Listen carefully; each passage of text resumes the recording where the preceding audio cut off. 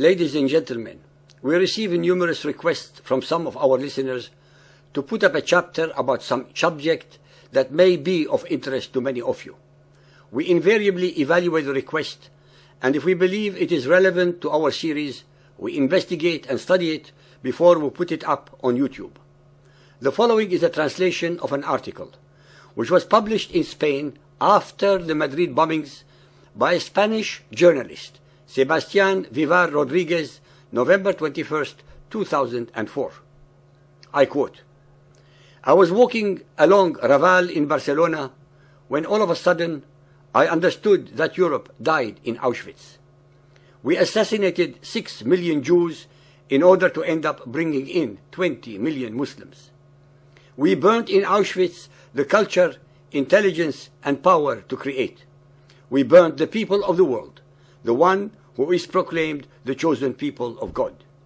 We must admit that Europe, by relaxing its borders and giving in, under the pretext of tolerance, to the values of a fallacious cultural relativism, opened its doors to 20 million Muslims, often illiterates and fanatics, that we could meet at best in places such as Raval, the poorest of the nations and of the ghettos, and who are preparing the worst, such as the 9/11 and the Madrid bombing, and who are lodged in apartment blocks provided by the social welfare.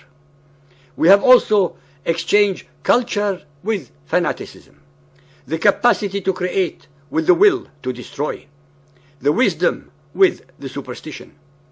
We have exchanged the transcendental instinct of the Jews, who even under the worst possible conditions have always looked for a better, peaceful world, for the suicide bomber. We have changed the pride of life for the fanatic obsession of death, our death and that of our children.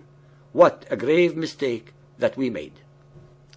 Having studied these subjects over a period of 2 decades, I would like to point out the following simple facts that invariably escape the attention of people who do not have the time or make the effort to reflect upon these issues. The Jews have lived in Europe for nearly 2,000 years, especially after the conquest of their country Judea by the Romans. The Jews were never a threat to Europe nor to Christianity in any way, shape, or form. Not numerically, not militarily, not economically, not culturally, not theologically, not racially, not demographically, not intellectually. They assimilated without losing their identity. They survived in spite of their persecution and slaughter.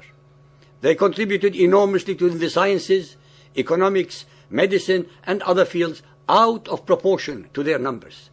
They fought in the defense of their countries of residence, whether French, German, English, or Russian.